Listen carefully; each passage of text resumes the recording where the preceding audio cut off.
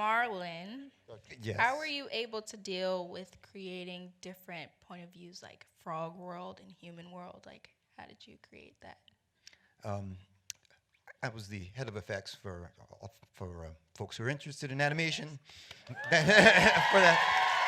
But Also, and also, I did also the co-head of effects of movie Frozen. yes, Frozen 2. Yes. But And Frozen 2 coming to a theater I have to near say you. Absolutely.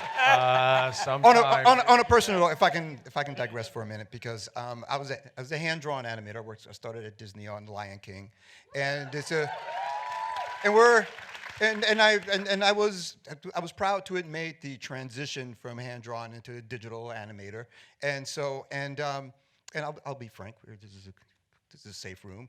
I was one of the few hand drawn folks in the building, and one of the few brothers in the building at the time, and so when we launched into Princess and the Frog, it was like getting the old band back together in a lot of ways. That's right, yes. Pull me from the cobwebs of who knows where. And there's a whole bunch of folks, a lot of them are in this room, that came and worked on the film with us, and then a whole bunch of this beautiful voice talent. To this day, the only folks who ever came to one of our damn rap parties. Thank you all. Because I think usually it's kind of like, you're invited to the rap party, will there be press there? No, okay, see you at the premiere. Everybody on that end of the room was there.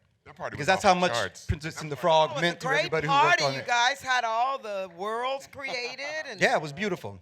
Yeah. But to get to your question about scale,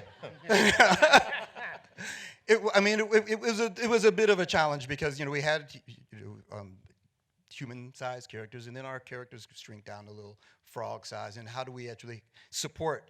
How do we do splashes to actually to help kind of support the fact that these guys have shrunk down? And the idea of actually doing big bloppy splashes, we actually kind of tried, and they actually looked a little cheap. It didn't look like nice Disney water. So we actually just sped them up. We actually put all the richness we would do for a big splash into a little splash for Tiana and Naveen. But it was a lot of fun, and it was a delight doing all the various transitions, turning Tiana into a frog, and from frog Tiana into human Tiana. And it was a beautiful, one of my favorite moments in the film, kind of late in the storytelling part, and it's late in the film, where Facilier shows Frog Tiana what her life could be. And he turns her back into Tiana. It's one of the few times kind of in the middle of the film where she's human Tiana again. And some of the effects we created to turn her back into a human and to actually show her what her life could be was some of the coolest moments in the film for me. So that was really fun. No doubt.